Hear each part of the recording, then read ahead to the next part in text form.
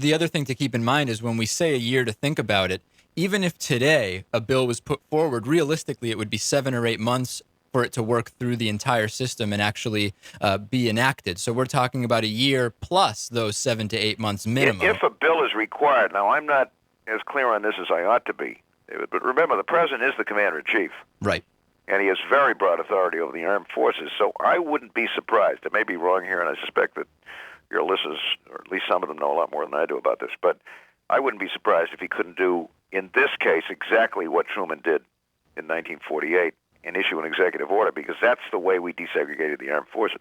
Briefly, in the couple of minutes we have left, the recent election in Massachusetts that saw Scott Brown filling the seat previously held by Ted Kennedy, what do you think happened? I personally didn't vote for Martha Coakley in the primary. I thought she was a poor candidate.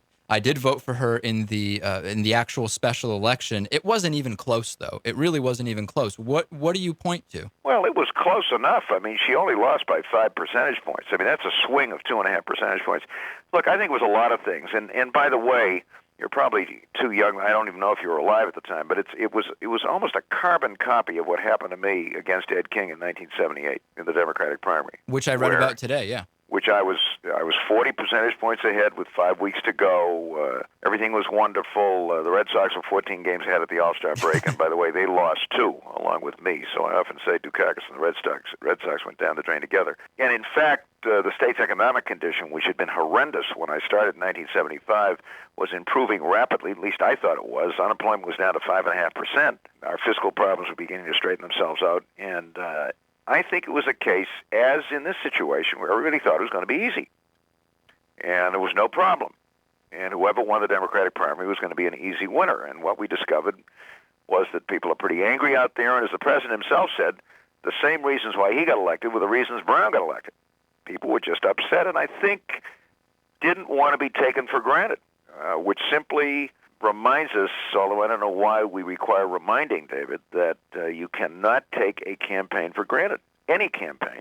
And you've got to organize the grassroots. There was not much of a field operation in the campaign, and you've got to be very serious about what you do. Now, it'll be interesting to see how Brown conducts himself. I mean, his willingness to vote with the Democrats on this jobs package, I think, is a hopeful sign.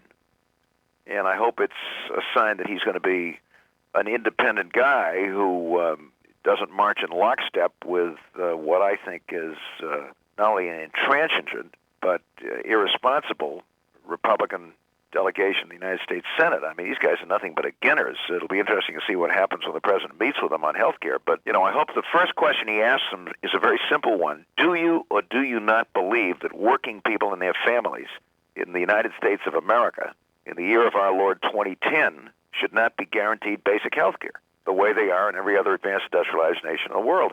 And I don't see any evidence at this point that the majority of Republicans in the United States Congress believe that.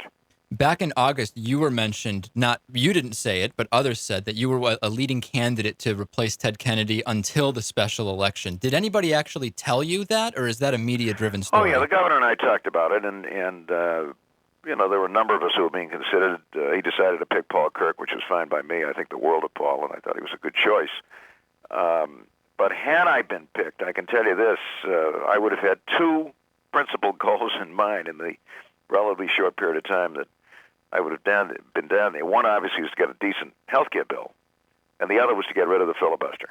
I don't see how we can do what this country needs when 41 people can stop 59 from acting. And I don't care what party controls the Senate. I mean, it's just a terrible perversion of the Senate rules. We've got to get rid of it. Did you think about running for the seat? No, not if I want to stay married. Question. Kitty's great, and she's deeply involved, as you know, in all kinds of stuff, but I don't think she's ready for another campaign. And I'm not even sure her husband is. I mean, after all, I'm 76 years of age. I feel 36, but I'm getting up there a little bit. Last question for you. Well, a couple months ago, I had Congressman Bob Ney on the phone, and he is known for, among spending some time in jail, for coming up with the Freedom Fries initiative. And he said if he had a chance to do it all over again, he would do the exact same thing, which we come to you, the picture of you with the Army helmet on top of a tank. Would you do that one differently if you had the chance? Well, when people ask me about that, David, I often respond by saying, well, yeah, but I never threw up all over the Japanese prime minister, which is what the first President Bush did.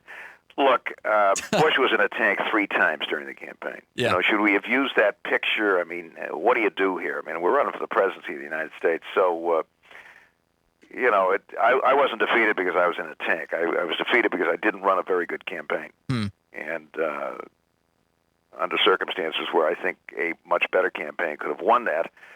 And as I often say these days, I owe you all an apology, because if I had beaten Bush 1, you'd have never heard Bush 2, and we wouldn't be in this mess.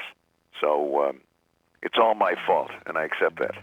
Former Massachusetts Governor Michael Dukakis, thanks so much for doing this today. Thanks, David. Thanks for having me. Midweek Politics with Dave Pakman on midweekpolitics.com. This episode of Midweek Politics has been made possible in part by Just Coffee Cooperative, fair trade coffee from around the world roasted daily at justcoffee.coop.